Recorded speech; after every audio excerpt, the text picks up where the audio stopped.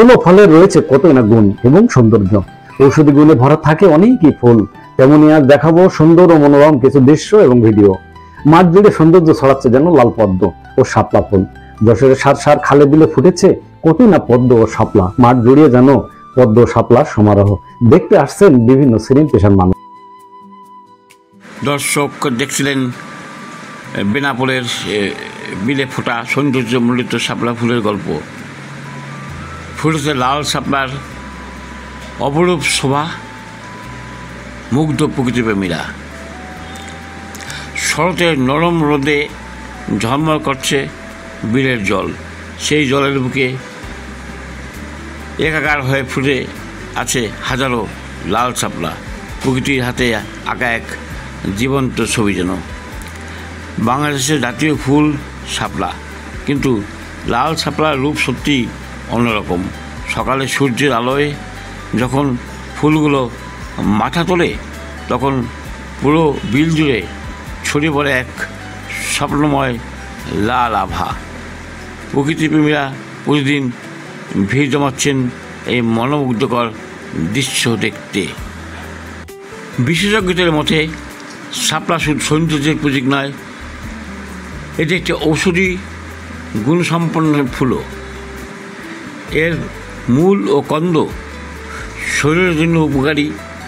আবার অনেকেই শাপলার কন্দ সবজি হিসেবে ব্যবহার করেন।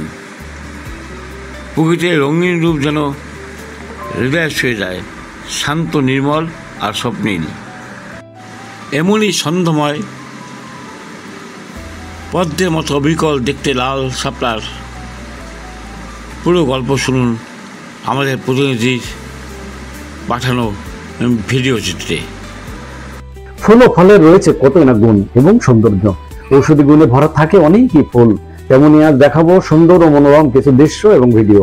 মাঠ জুড়ে সৌন্দর্য ছড়াচ্ছে যেন লাল পদ্ম ও শাপলা ফুল। যশোরের সার সার খালে বিলে ফুটেছে কতই না পদ্ম ও শাপলা। মাঠ জুড়িয়ে যেন পদ্ম ও শাপলার সমারোহ।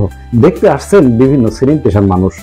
কমছে হাওর বাওর খাল বিল, অপদখল হচ্ছে এবং বিলীন হয়ে গেছে অনেক জলাশয়। এর মধ্যে যশোরের সার সার বেনাপোলে কয়েকটি খালেই বা বিলেই মিলছে এই পদ্মা।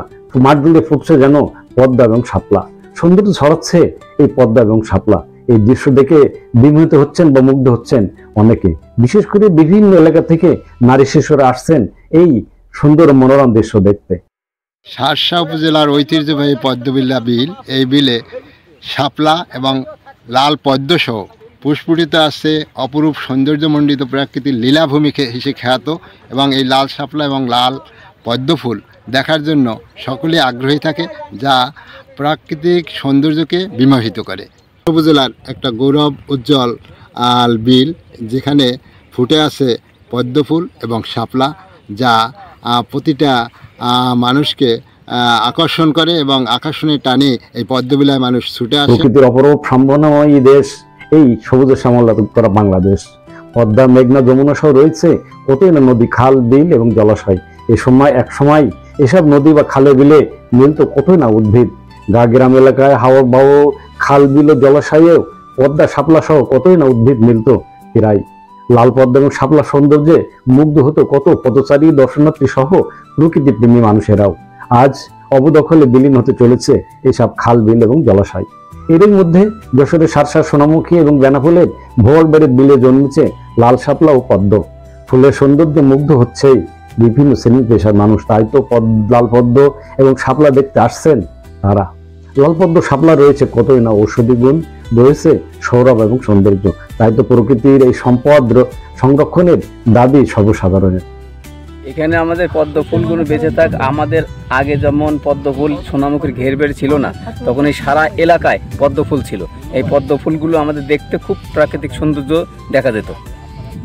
দেখা যায়নি, কিন্তু আবার নতুন করে শুরু হয়েছে। এটা যেন একটা সৌন্দর্য বজায় রাখতে পারে, সেই কামনায় আমরা করছি। অনেক জায়গাতে অনেক লোক আসে, এসে সব অনেক লোক দেখে বা সব ফুল তুলে নিয়ে যায়। মনে করেন এই পদ্মর গাছ খুব সুন্দর দেখা যেত। এত সুন্দর হতো, পাতায় ভাত কিংবা খানা পিনে, সন্দেশ, সিডা বিভিন্ন রকমের খাওয়ান দাওয়ান পদ্মের পাতায় হইতো। এখানে এইখানে দেখতে আসে, তাদেরও ভালো লাগে, আমাদেরও ভালো লাগে, এই আর কি। মাঠ ঘাটে বিভিন্ন জলাশয়ে ফুটতো পদ্মা এবং শাপলা, এখন অপদমকালে হারিয়ে যাচ্ছে এসব ফুল। সংরক্ষণের দাবি পরিবেশ প্রেমী সহ স্থানীয়দেরও।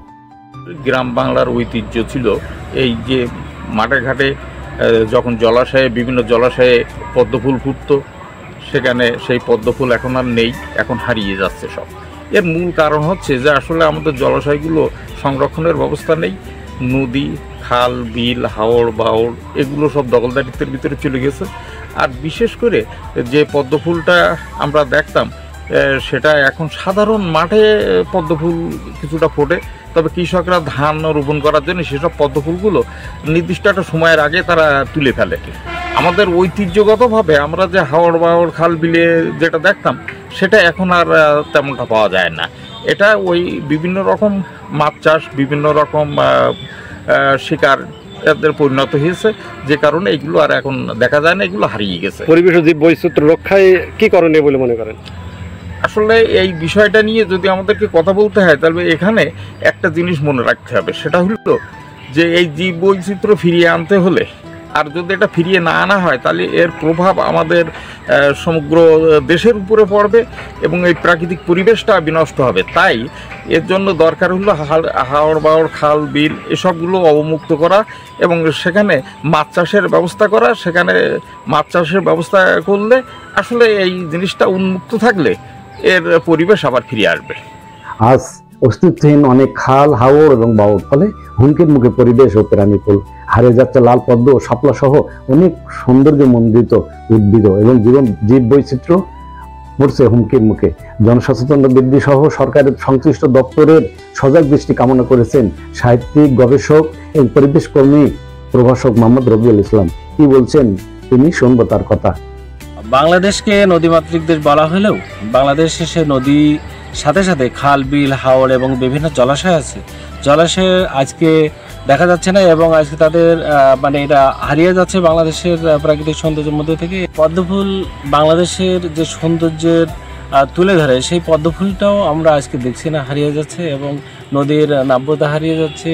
তার সাথে সাথে যে পদ্মফুলের যে অপ্রাপ্যতা বা দুষ্প্রাপ্যতা, এটা আমাদের মনে হয় যে আরও এটা বাড়ানো উচিত। সেক্ষেত্রে বাংলাদেশের যে নদীর জলাশয় তাদের ভৌগোলিক অবস্থানের কারণে কমে যাচ্ছে, মানুষের দখলদারিত্বের কারণে কমে যাচ্ছে। এই নদীর নাব্যতা এবং জলাশয়ের যে প্রাপ্যতা, দুষ্প্রাপ্যতা, এটা সরকার আমার মনে হয় একটু মনোযোগ দিয়ে এই যে প্রাকৃতিক সৌন্দর্যটা পদ্মফুল বা শাপলা শালুক এর মাধ্যমে আমরা ফুটিয়ে তুলতে পারি।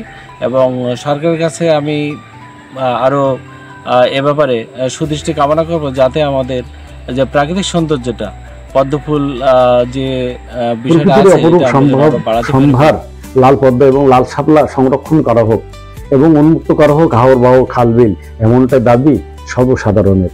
কি বলছেন স্থানীয় সহ সাধারণ মানুষ, শুনবো তাদের কথা। ইউটিউবে শাপলা ফুল ফোটা দেখে আমরা ভাবলাম আমরা এই জায়গাটা একটু উপভোগ করতে আসি। তো আজকে আমরা যশোর টাউন থেকে আমরা চলে আসছি, আমি আর মুন্না ভাই দুজন মিলে। এসে আমরা খুবই মুগ্ধ, দেখি প্রচণ্ড এখানে শাপলা ফুল আছে, লাল শাপলা আপনারা দেখতে পাচ্ছেন। আমরা এই ভাইয়াকে দিয়ে এই লাল শাপলাগুলো তুলিয়েছি। আমাদের খুব ভালো লাগছে এই প্রাকৃতিক মনোরম পরিবেশটি উপভোগ করতে পেরে। আপনারাও এখানে আসতে পারেন, আপনাদেরকেও স্বাগতম। তো আমরা আসলাম যশোর থেকে, আর এখানে এসে আমাদের অনুভূতিটা খুবই ভালো লাগছে, কারণ লাল শাপলা ফুল দেখলাম বিলে ফুটে আছে, আর আমরা এখান থেকে কিছু শাপলা ফুল সংগ্রহ করলাম। তো পরিবেশটা খুবই চমৎকার। বেনাপোলের এই জায়গাটা আপনারাও ঘুরতে আসবেন, জায়গাটা আসলেই সুন্দর। আমাদের এখানে বিভিন্ন জায়গাতে লোকজন আসে এই লাল শাপলা দেখার জন্য। আমরা লাল শাপলা তুলে তুলে বালতিতে করে বেশি সৌন্দর্য দেখার জন্য।